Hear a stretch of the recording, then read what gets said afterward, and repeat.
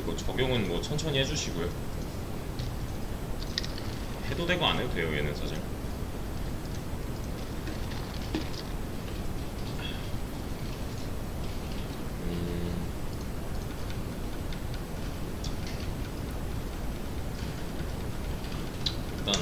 일단 필요한 거.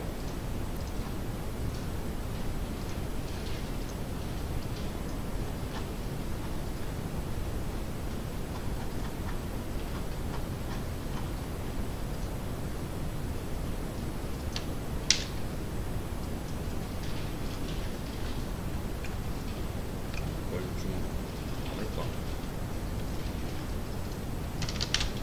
밑에다. 이 밑에 들어가 있어요. 여기. 근데 아마 지금 컴퓨터에 다 있을 겁니다. XAMPP라고 있을 거예요. 그 바탕화면에 폴더 보시면. 근데 없으신 분들은 여기 눌러서 수업 페이지 새로 고침하시고요. XAMPP 다운로드 하신 다음에 여기 XAMPP for 윈도우즈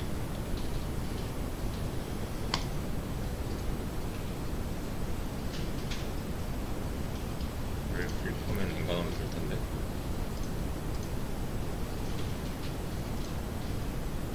이러고 넘어간다고.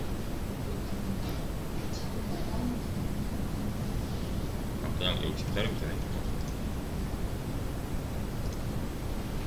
얘를 실행시키세요.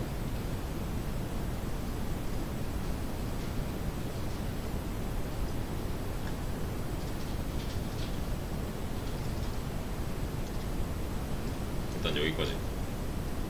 근데 얘는 하나 중요한 게, 지금 저는 이거 XMPP가 없어요. 그리고 여기를 한번 뒤져봐야 돼요. 프로그램 추가 제거해서 XAMPP가 있는지 없는지 확인해야 되고요. 그리고 또 하나 더 필요한 게, 여기 C 드라이브 있죠. C 드라이브에 XAMPP가 있는지 없는지 확인해야 돼요. 만약에 있으면은 우클릭해서 딜리트 하시면 되고요.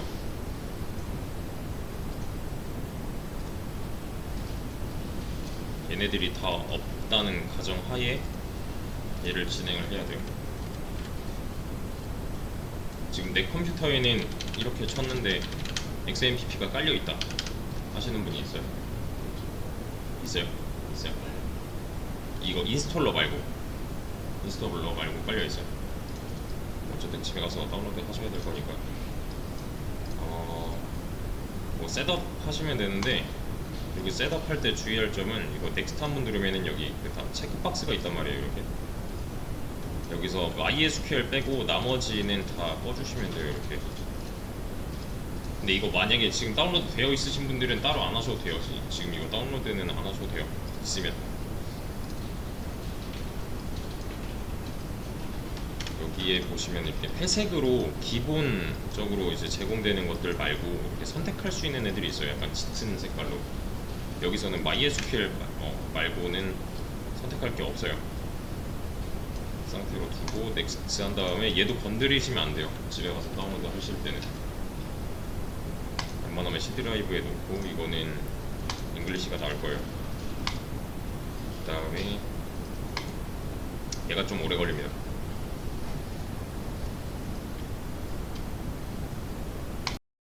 일단 다운로드가 완료가 됐고, 여기 그냥 컨트롤 패널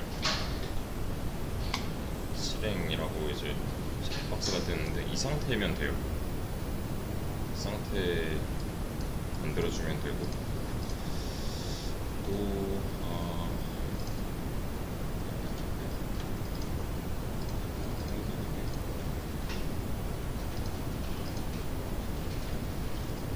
이거 뭐 스타트, 스탑 이것만 다루면 됩니다. 우리는 여기 있는 스타트, 스탑.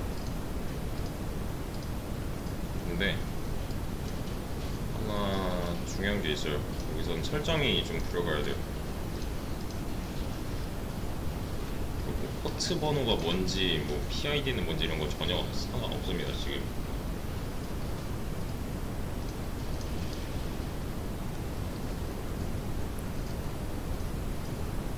그러니까 이게 약간 그런 느낌이라고 보면 돼요. 이 운영 체제가 프로세스 아이디랑 그 얘의 사용처를 잡아놓는다 이런 느낌으로 보면 돼요. 그러니까 이것만 봐도 지금 백그라운드에서 돌아가고 있는 게 굉장히 많잖아요. 그죠? 제가 켜놓은 어플리케이션들 정말 이제 이거 꺼도 돼? 안 써요 이제.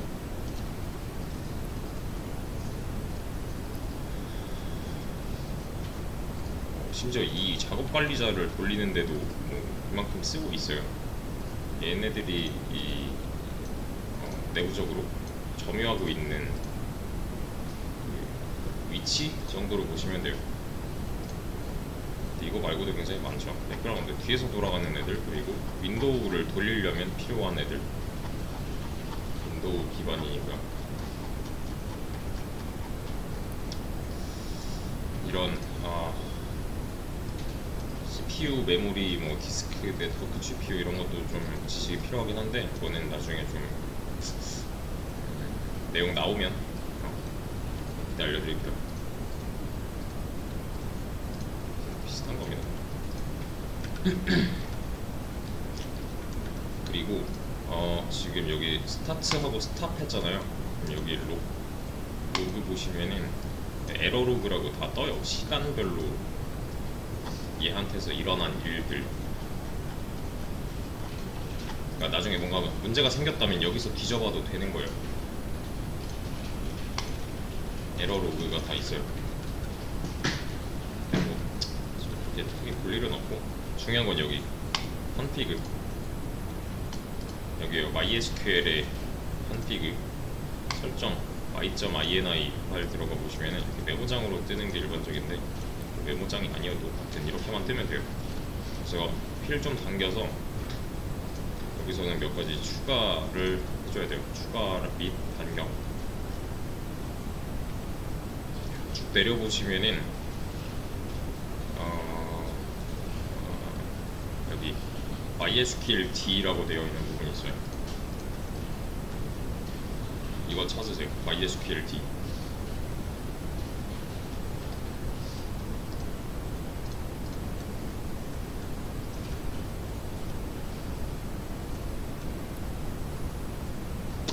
MySQL 관련 설정이에요. 그냥 설정인데요. 그러니까 이렇게 한 묶음이죠. 이렇게 한 묶음, 그리고 또 여기서 이렇게 한 묶음, 이런 식의 MySQL 서버 관련해서 이 D는 데몬을 의미하는데 이거는 옛날 컴퓨터에 약간 데몬 설치 파일 뭐 이런 거 게임 설치하다 보면 이런 거 있었어요. 이제 옛날에는 리눅스 시절 용어라서 지금은 안 쓰는데 아무튼 실행 파일을 의미하고 있고 여기다가 커서 갖다 놓으세요. 여기 MySQL D의 우측 대괄호 바깥쪽, 그리고 이 상태여야 돼요. 방향키 오른쪽을 누르면 이렇게 P로 갈 수 있게, 왼쪽 오른쪽에 공백이 없게끔. 여기서 이렇게 되면은 안 돼요. 이 상태에서 여기다가 엔터. 그러면 여기서 왼쪽으로 한 번 더 가면 여기까지 오겠죠. 이 상황을 만들어야 돼요.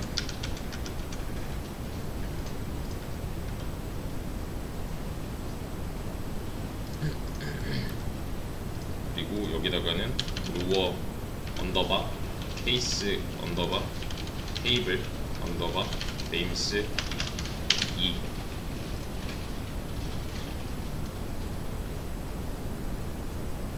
로어케이스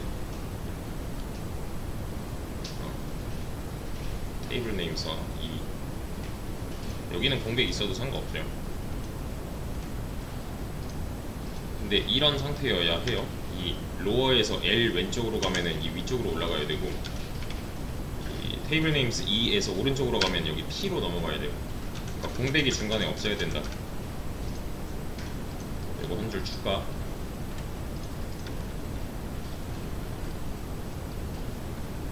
주면 되고, 또 밑으로 쭉 내려보시면은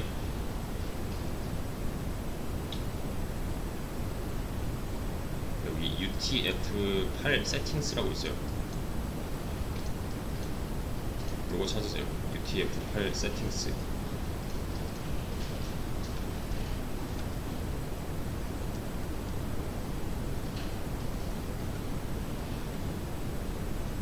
그리고 이게 중요해요. 지금 여기 보면은 샵 2개 있고 이 밑에 샵 하나, 둘, 셋, 넷, 5개 있죠. 이거 건들지 말고 얘네만 지우는 거예요. 샵만.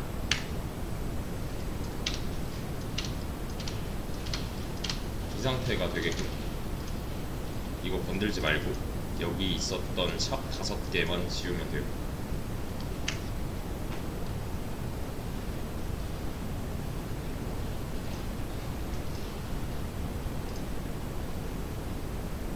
여기까지 했다면 이거 저장해야 돼요. 얘도 좀 똑같이 별표 있죠. 컨트롤 S 하고 끄세요. 컨트롤 S 하고 종료하면 돼요. 그럼 설정은 끝이에요.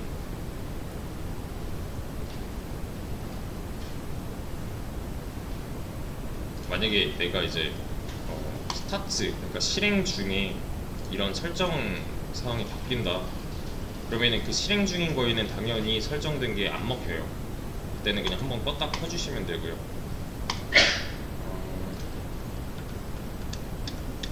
그러면 준비는 됐어요. 네, 준비는 끝났어요.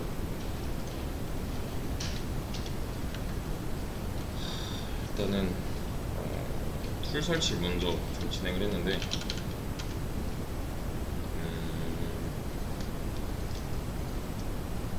이제 DB 관련해서 좀 시작을 할 겁니다. DBMS, DMDS, DBMS.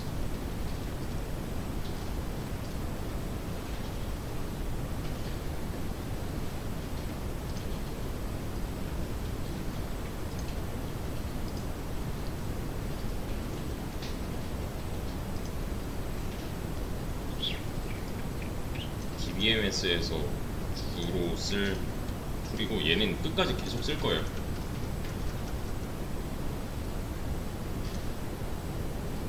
계속 쓸 거고요.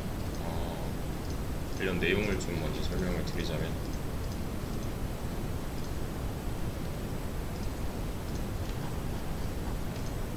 DB는 뭐예요?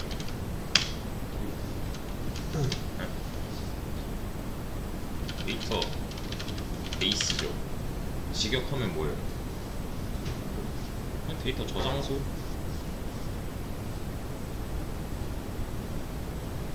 데이터가 모여있는 곳이 그냥 데이터베이스예요. 그러면 DBMS는 뭐예요? 그죠? 여기까지는 똑같은데 매니지먼트 시스템이라서 얘가 이 DB를 관리하는 거예요. 우리가 해야 되는 건 이거, DB를 공부하는 게 아니라 DBMS를 공부해야 돼요.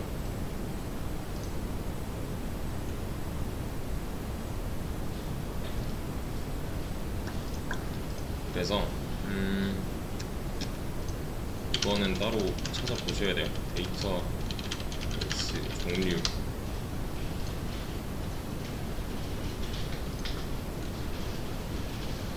종류가 꽤나 많아요. 이런 식으로.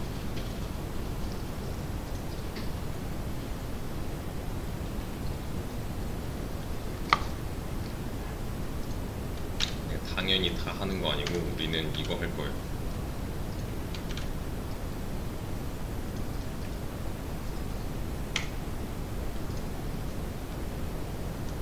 얘네들은 전부 다 DBMS고요.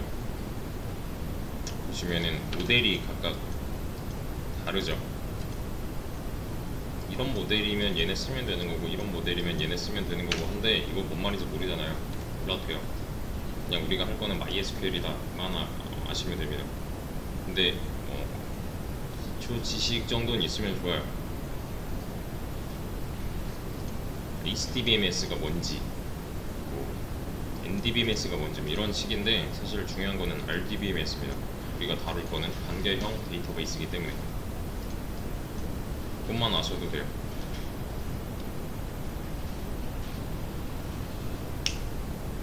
사실 데이터 하면은 뭐가 떠올라요?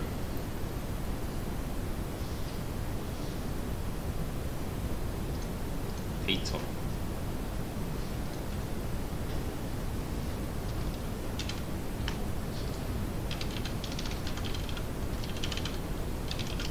여기서 데이터 한번 찾아보세요. 아니 그냥 이 화면에서 데이터 보고요.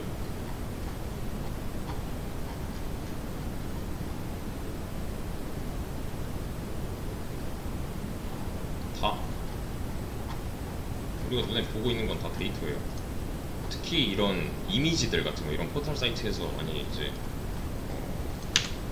볼 수 있는 거는 네트워크를 보시면 보세요. 제가 세로 고침하면은 여기서 왔다 갔다 하는 데이터들이 다 보일 거예요.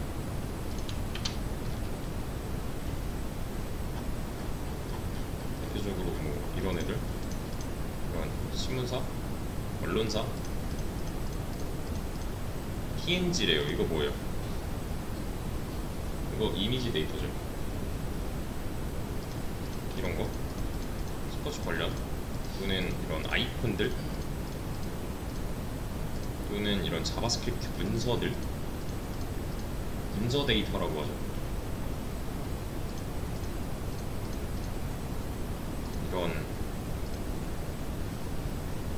이런 애들 이 안쪽에 다 들어가 있는 거예요. 다 데이터예요.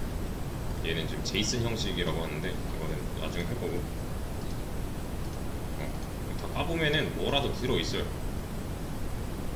네임과 코드가 정해져 있고 뭐 이런 식이에요. 또 여기 네이버, 그러니까 얘는 어디든 있을 거예요. 이런 거 보시면은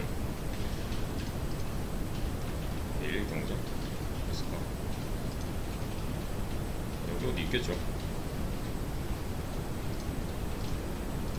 또 이제 많이 쓰는 게 이런 스프라이트 이미지 또는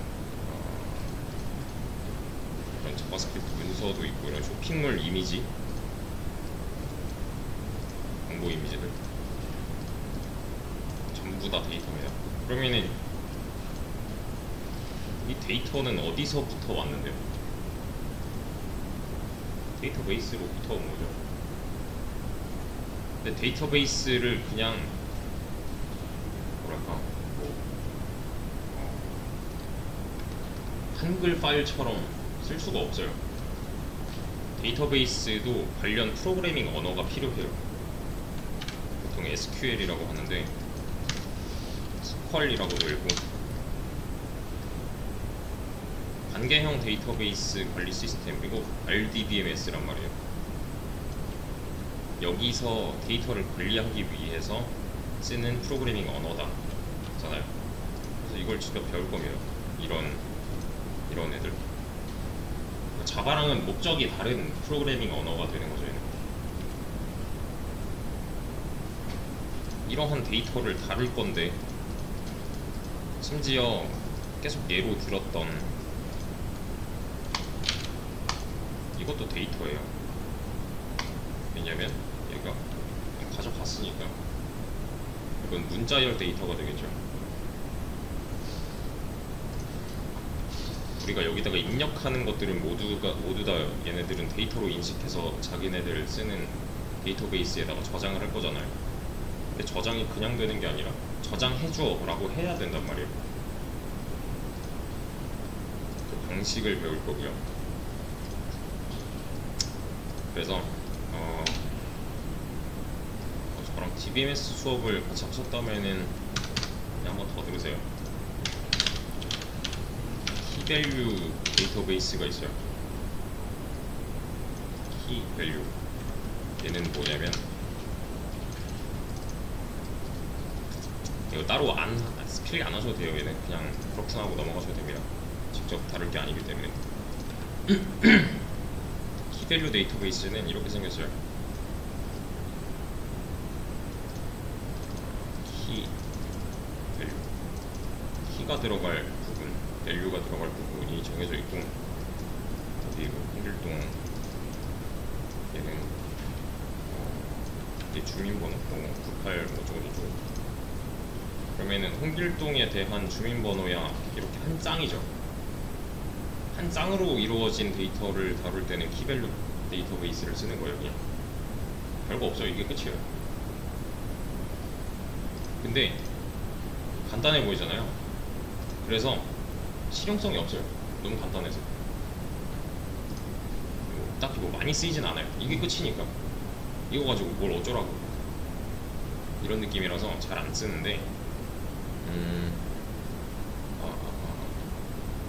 지금 뭐 여기 자바 구비 뭐 저거 반은 정원이 13명이다 이런 식이에요. 그냥 이게 다예요.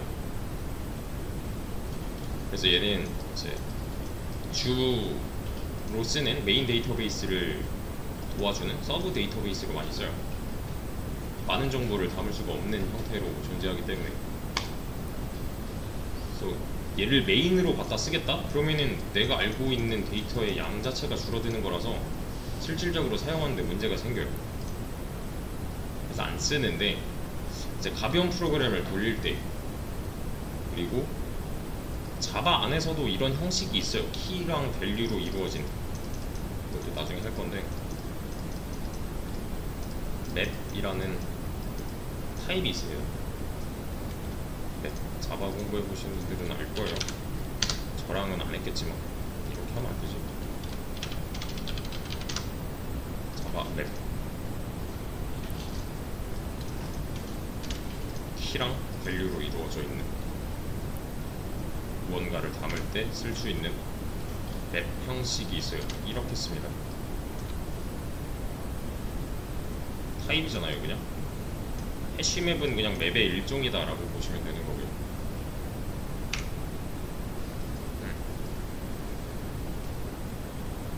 이렇게 간단한 형식의 데이터를 담을 때는 키밸류. 근데 이제 레디스라는 놈이 있어요.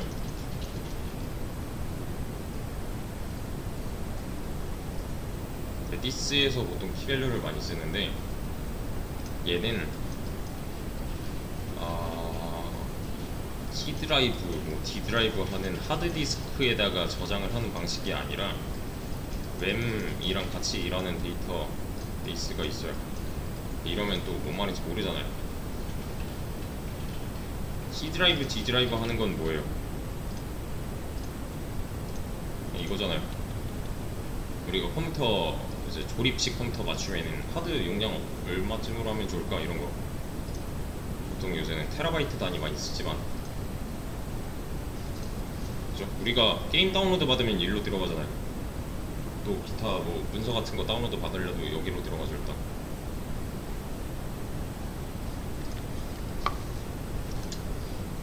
얘는 하드 디스크가 될 거고, 여기서 말하는 램은 하드 디스크랑 좀 비교해서 공부를 해야 되는데, 아마 기억이 나실 거예요. 저랑 같이 수업을 해보셨던 분들은. 하드 디스크 보통 이렇게 생긴 거, 그 왜 비유가 좀 이상한가? 검찰 같은 데서 이제 압수수색 같은 거 할 때 이거 다 뜯어가잖아요.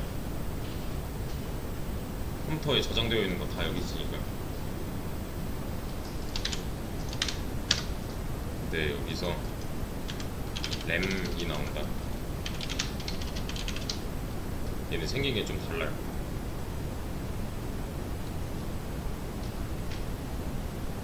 얘는 반도체로 좀 이루어져 있어서 둘이 좀 차이가 있죠. 생긴 것만 봐도. 근데 여기서 한 가지 이제 파악을 해야 되는 거는, 하드디스크 단위가 뭐예요?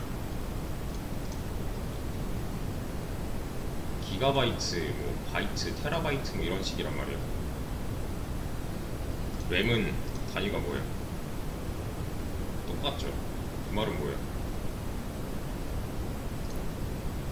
단위가 같다. 에서 알 수 있는 거는 그러니까 둘이 비슷한 역할을 한다예요. 그냥 그러니까 본질이 같아요. 이 두 가지의 본질은 저장에 있습니다. 그래서 저장 단위인 기가바이트, 뭐 테라바이트를 쓰는데, 근데 이런 차이는 또 있어요. 얘는 보시면 얼마냐 이거 500기가에 9,500원이란 말이에요. 500기가바이트에 9,500원. 근데 얘는 16기가바이트에 53,000원이에요. 일단 제일 큰 차이점은 가격에 있는 거죠. 그렇죠? 비교를 해보면 저장 단위 자체는 꽤나 많이 차이가 나는데 500기가 대 16기가니까. 근데 얘는 9,500원이고 얘는 5만 원 넘는 걸로 봐서 얘가 더 비싼 거잖아요.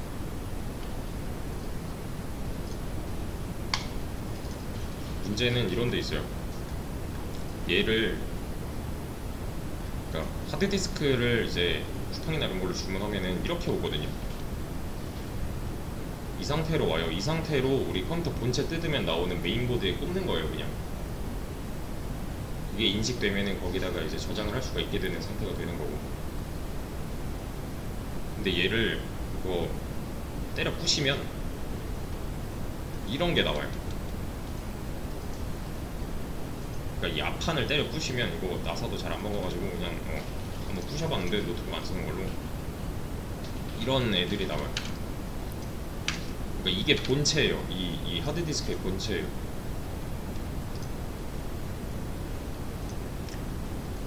그래서 얘는 원리가 그 턴테이블이랑 원리가 똑같아요. 전축, 이렇게 LP판 올려놓고서 여기 이렇게 바늘 이렇게 해놓고 옛날에 쓰는 이렇게 나팔처럼 생긴 그런 거 있잖아요. 전축이랑 원리가 똑같아요. 여기도 끝에 이렇게 바늘이 있어요. 그래서 우리가 데이터를 저장하면은 걔네가 이제 이런데 이렇게 다 흩어져 있어요. 그래서 얘를 돌려요. 돌려서 이 바늘이랑 이 내가 원하는 데이터랑 이제 마주치면은 이 바늘이 그 데이터를 긁어오는 거예요. 이렇게 얘랑 원리가 똑같아요.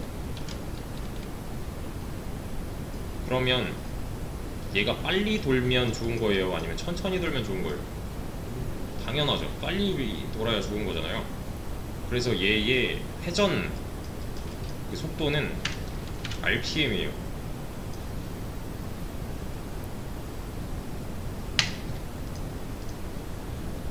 근데 얘는 좀 달라요. 얘는 애초에 기계식이고요. 얘는 전자식이에요. 그래서 굳이 비교를 하면은 이거 아무리 빨라봤자 이거보다 한 2만 배 느려요. 왜냐면 애초에 얘는 전자신호로 데이터를 저장을 하기 때문에 우리가 보통 여기 메모리라고 표현하는 부분이 이 램의 담당 부분이에요. 근데 지금 보면은 여러가지 프로세스들이 이렇게 돌고 있는데, 참 여기서 프로세스는 실행 중인 프로그램을 프로세스라고 합니다. 실행 중인 프로그램,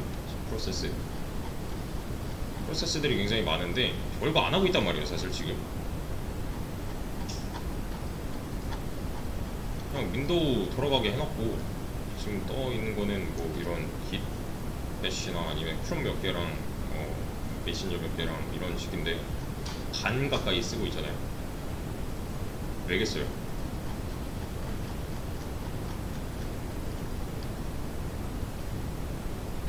램 용량이 낮으니까. 그래서 보통 이제 게임 하시는 분들은 좀 알 텐데, 내가 진짜 고사양 게임을 돌려야 된다 그러면은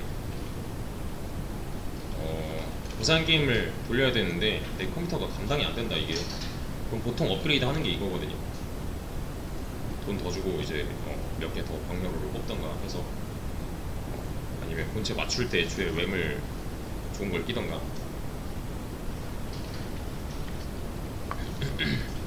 그래픽 카드는 이건 개발자 담당이 아니에요. 이거 그냥 비트코인 채굴기도 아니에요. 이건 다른 거예요 그냥.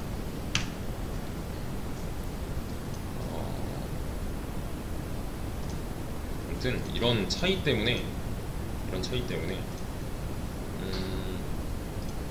이 레디스가 선택한 거는 되게 간단한 무언가를 빨리 실행하는 데 있어요. 그래서 얘는 하드디스크가 아니라 램에다가 저장을 한다요. 왜냐면 하드디스크에다가 올려놓으면 속도가 느려질 거니까. 그래서 그나마 쓰는 키밸류 데이터베이스 같은 이런 레디스 이런 애들은 몰라 돼요.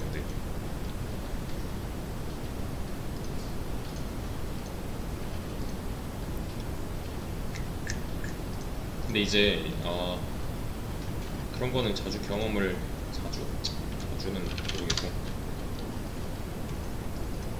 내 램이 만약에 4기가다 4기가바이트다. 근데 이제 윈도우 돌리는데 2기가 들고, 내가 롤 하는데 1기가 들고, 유튜브 켜놓는데 뭐 1기가 들고, 또 내가 인강이랑 같이 듣고 있어서 인강 프로그램 실행시키는데 1기가 들어요. 이거 다 더하면 몇이에요? 5죠. 그럼 이거 용량 초과네요. 얘가 받아들일 수 있는 허용 범위를 벗어난 거잖아요. 근데 현대의 컴퓨터 사용을 좀 살펴보면 동시 진행이 주 목적이란 말이에요. 무슨 말이냐면은 옛날에 그 왜 도스 시절만 봐도 명령어로 한 번에 하나씩만 처리를 할 수가 있었어요. 근데 요새는 그렇지 않죠. 뒤에서 인강 틀어놓고 게임하고 그러잖아요.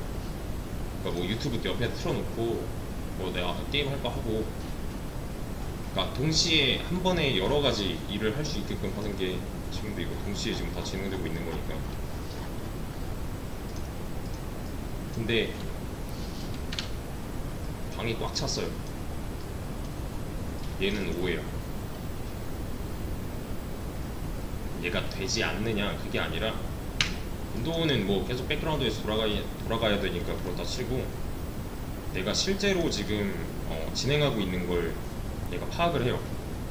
지금은 메모장이죠. 이렇게 하면 크롬이죠. 바꿔치기를 해요. 무슨 말이냐면은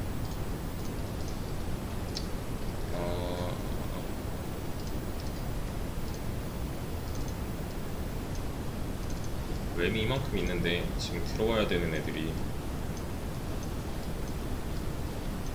이런 식이에요.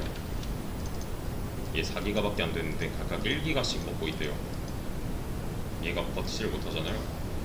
그러면은 지금 주로 얘가 행해야 되는 임무 수행이 뭔지 판단해서 한 명을 잠깐 내쫓았다가 다시 이런 식으로 갈아치우기를 해요.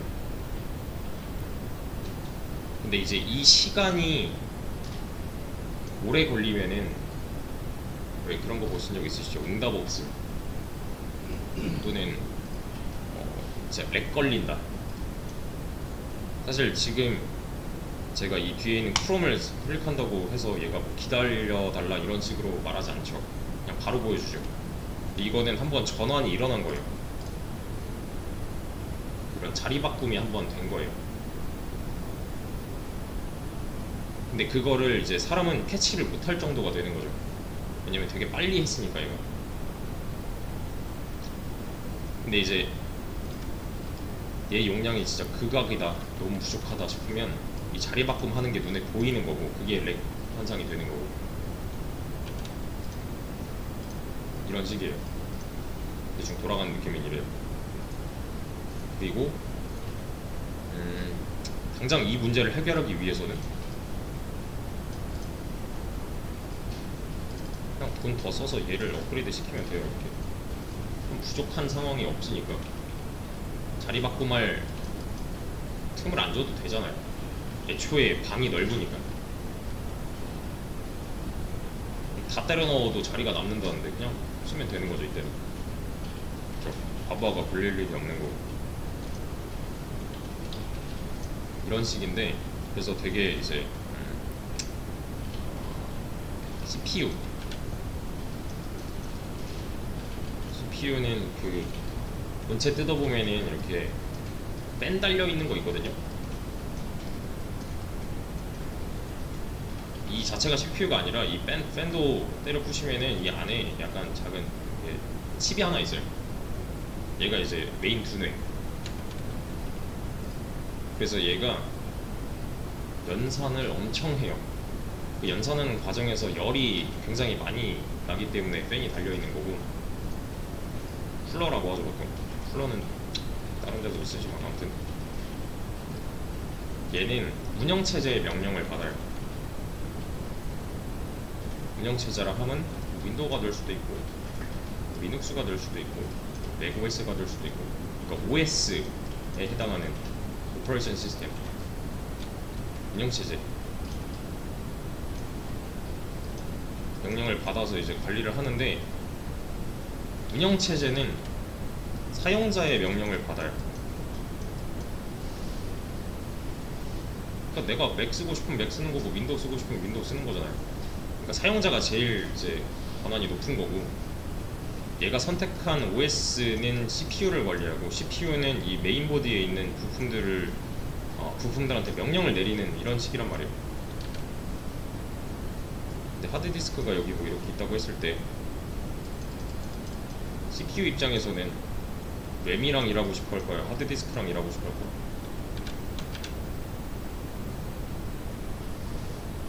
당연히 램이죠. 왜냐면 얘가 더 빠르니까. 그러니까 CPU가 야 이거 저장해줘 라고 했는데 얘한테 요즘 이제 뭔가 신호를 보내면은 한참 걸리는 거예요. 그때는 이제 좀 빠른 이 녀석을 사용을 하는 거고, 근데 그런 거 있어요. 이거 영속 저장해줘. 무슨 말일까요?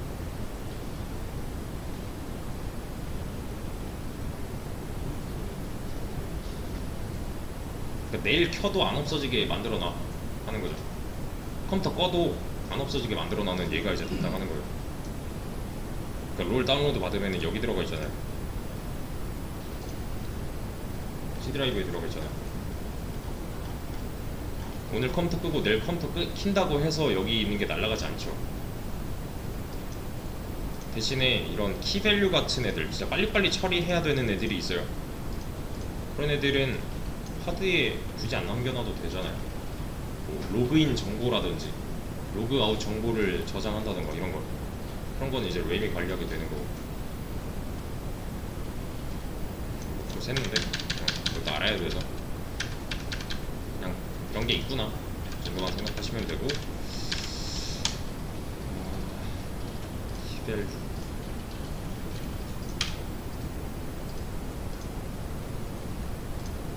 그리고 이제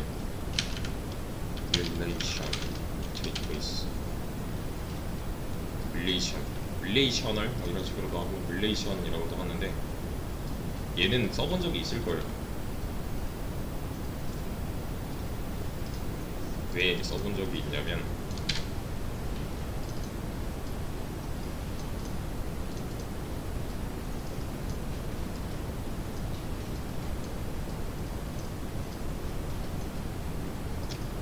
여기에 뭐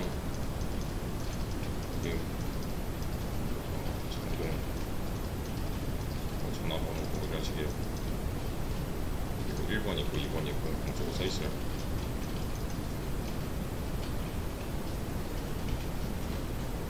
여기서 이 세로를 컬럼이라고 하고요, 가로를 로우라고 해요. 보통 세로가 의미하는 건 뭐예요? 이렇게 한 줄이죠. 가로가 의미하는 거는 이렇게 한 묶음이죠.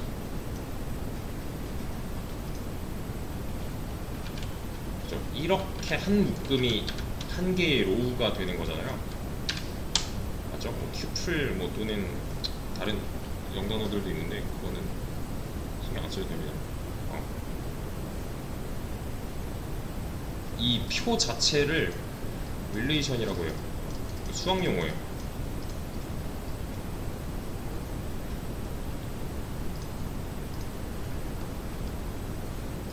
여기서 이제 많이 쓰는 게 오라클, 또 MySQL이 될 거고요. 포스트리나 다른 애들이 치고 올라오고 있긴 한데 걔네들은 무시하셔도 됩니다. 릴레이션 DB는 그러니까 RDBMS죠. RDBMS 위 같은 거 보면은 되게 많아요. 이거 DB 랭킹 같은 게 있어요. 이렇게 보시면 오라클 1등이고 MySQL 1등인데 이거 좀 옛날 자료다. 보지 말고 엔진 순위 이거 보면 되겠네. 2023년 상위권에 포진해 있는 게 RDBMS죠.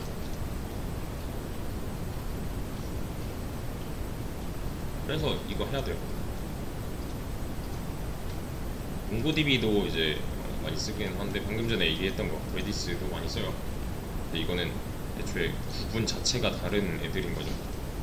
그러니까 내가 당장 키밸류 데이터베이스를 써야 되면은 얘를 쓰면 되는 거고, 도큐먼트 데이터베이스 쓰려면은 얘를 쓰면 되는 거고, RDBMS를 써야 돼 하면 이 둘 중에 하나를 선택하는 게 좋을 거예요.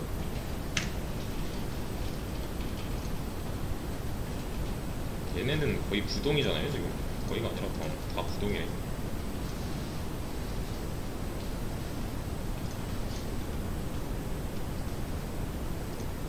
RDBMS는 방금 전에 했던 릴레이셔널 데이터베이스 매니지먼트 시스템이고요. 나머지 것들도 되게 많아요. 멀티모델, YD 컬럼 뭐 이런 거 있는데 네오포조이도 쓰긴 하는데 카산드라도 많이 치고 올라왔지만 얘는 순위가 좀 낮아지고 있긴 해요.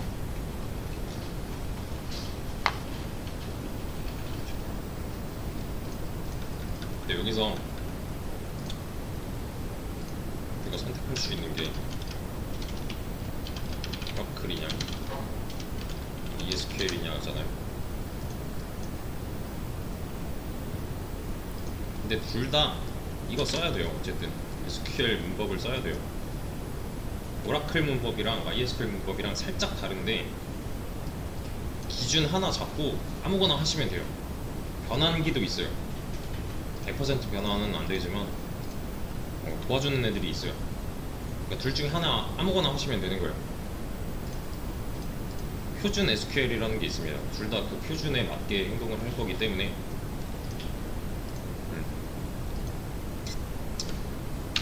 그러니까 사람들이 많이 쓰는 걸 선택을 해야 되는 이유는 내가 공부를 하는데 아무도 안 쓰는 이런 데이터베이스 공부한대요.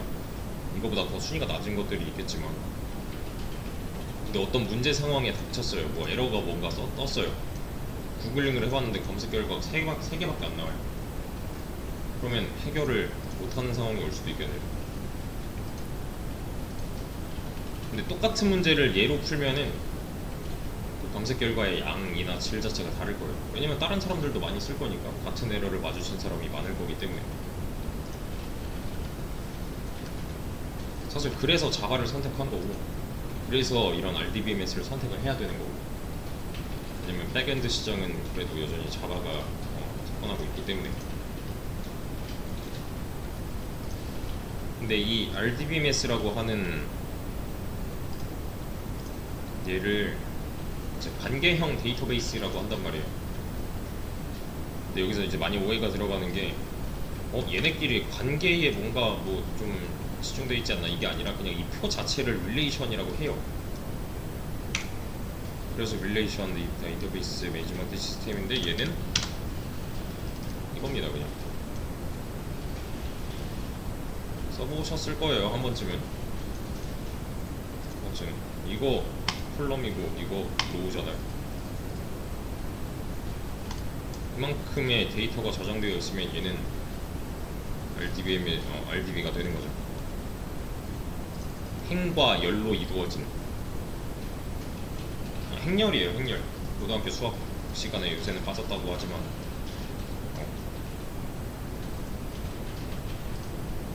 맞아, 행렬이 정규 과정에서 빠졌다는데 아무튼 그게 행렬이 맞아요. 행과 열로 이루어진 데이터베이스.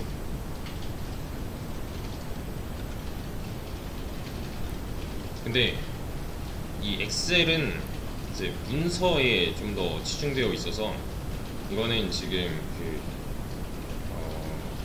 마이크로소프트 오피스잖아요. 그죠? 얘 저 쓸 줄 몰라요. 그리고 공부한 적 없어요. 근데 대충 쓸 수 있는 이유는 이 위에 이런 거 있으니까. 이런 거. 표 어떻게 그려 몰라. 이걸 좀 더 이제 좀 기깔나게 쓰려면 공부를 해야겠지만 굳이 필요 없잖아요. 그냥 여기다가 뭐 이렇게 입력하면 저장되는 거고, 여기다가 뭐 수식 입력해서 여기 그냥 함수 사용해서 얘네끼리 합 뭐 구할 수 있는 거고, 이런 거는 그냥 안 해도 알 수 있는 내용이니까.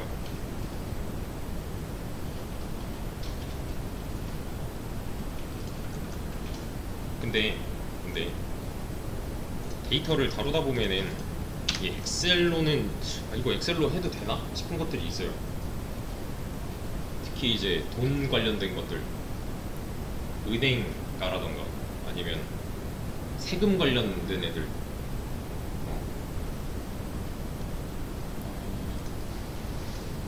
송금 내역을 엑셀 파일로 저장해야지. 또는 뭐 이 사람이 세금 얼마 냈는지 저장을 엑셀 파일로 해놔야지는 좀 위험할 수 있어요. 당장 내가 뭐 신한은행 어플을 쓰는데 거기서 제가 뭐 송금할 때마다 엑셀 파일을 하나 만들어서 저장을 해놓겠대요. 좀 이상하지 않아요? 그죠? 그러니까 얘는 좀 비교적 단순한 데이터들을 다루는 툴로 보시면 되는 거고, 개발자는 좀 더 정교한 타입의 데이터들을 다뤄야 되기 때문에 이런 데이터베이스 매니지먼트 시스템을 써야 되는 거예요. 특히 프로그래밍 언어와의 상호작용도 있는 거고, 이제 해당 툴과의 상호작용도 있는 거고.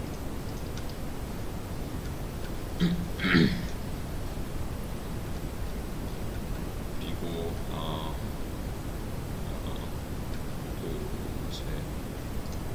이것들은 진짜 교양인데, 그래프티.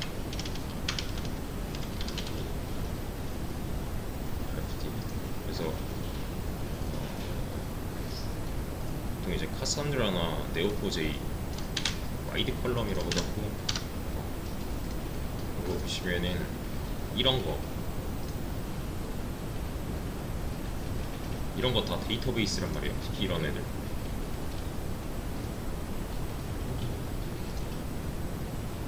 오히려 관계는 얘네가 좀 더 관계형이 맞아요. 그냥 우리말로 하면 얘네끼리 관계를 지금 눈으로 그냥 다 볼 수 있는 거니까. 지금 이게 어떤 방식이냐면 엑셀은 이걸 그냥 RDB로 봤을 때 데이터를 이 칸 안에다가 넣잖아요. 근데 얘네 같은 애들은 이런 모양은 상관없고, 아무튼 이 동그라미 안에다가 하나씩 데이터가 들어가 있는 거예요.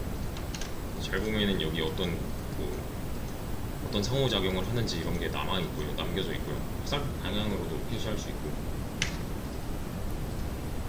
그러니까 저장을 이 원 안에다 하는 거고, 이 원을 보통 노드라고 합니다. 이거는 이진 트리 구조나 뭐 이런 거, 바이너리 구조, 그냥 이진 탐색 같은 거. 트리 구조 공부해보면 이런 것도 나오는데, 이거는 지하셔도 되고, 뭐 이런 거 기기도전도 맨날 예로 드는 건데, 이런 거 지금 이 꼭지점들이 있을 거잖아요. 여기서 선으로 연결되어 있고 각각의 선의 끝에는 하나의 점들이 있을 거잖아요. 이 점들을 다 데이터로 보는 거예요. 그리고 이 점이랑 저 점이랑은 이런 관계, 저 점이랑 이 점이랑은 저런 관계, 이런 식으로 표현하면은 이것도 데이터베이스다 라고 할 수 있을 거고. 그리고 최근에 이제 코로나 학생 경우 이런 거 보시면은 그래프 말고 이런 거, 이런 애들, 이것도 데이터를 나타낸 거예요. 그냥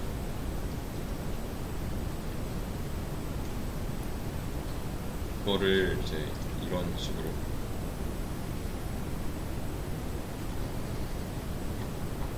이런 거 찐다 동선 같은 거, 그러니까 이 동선 위치가 하나하나의 데이터가 되는 거죠.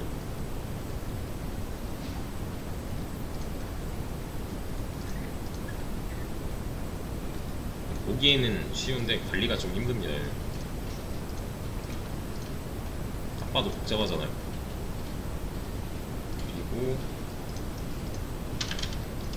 도큐먼트 문서 DB, 이게 진짜 몰라도 돼요. 얘는 도큐먼트 DB라고 하는데 자바에서 new가 갖고 있는 의미는 뭐예요? 객체 생성이죠. 객체 내부에다가 뭐 했어요?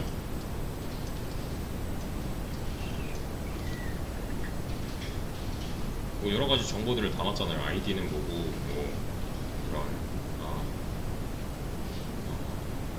레지데이트는 뭐고, 타이틀은 뭐고, 뭐 이런 거. 이 객체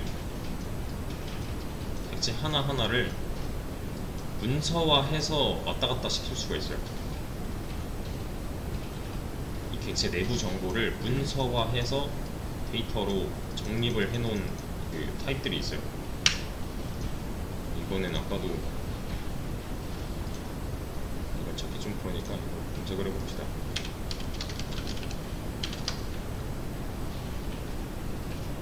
제이슨 형식이라고 하는데 이런 거, 이게 이 안에 들어있는 거는 지금 객체 내부 정보 쯤으로 보시면 돼요. 그것도 나중에 한번 다뤄볼 겁니다. 근데 이제 얘는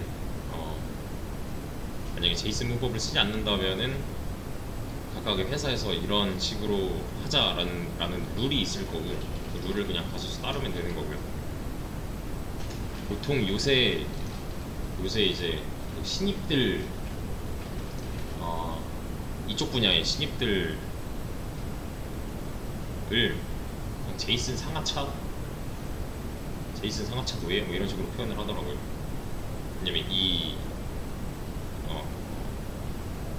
문서 DB를 많이 다뤄서 객체 지향 언어를 쓰는 데가 많아지니까 그 객체를 문서화 시켜서 사용하는 분야가 넓어져서 굉장히 사용처가 넓어져서 아무튼 그리고 그만하자. 여기까지만 아시면 될 거예요. 근데 이 중에서는 뭐 나머지 다 필요 없고 그냥 이거, 얘가 뭔지 그냥 엑셀 떠올리면 끝이에요. 행렬.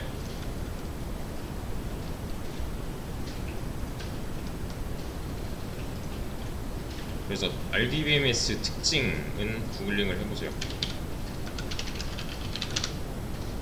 얘는 이제 정확하고 일관성을 가지는 데이터들을 다루는데 좀 특화가 되어 있습니다. 지금 뭐 한 1시간 했는데 하나도 몰라도 돼요 이거. 근데 이것만 아시면 돼요.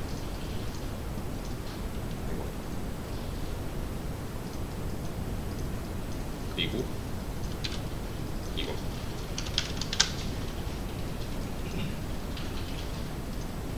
DB는 DBMS가 아니다.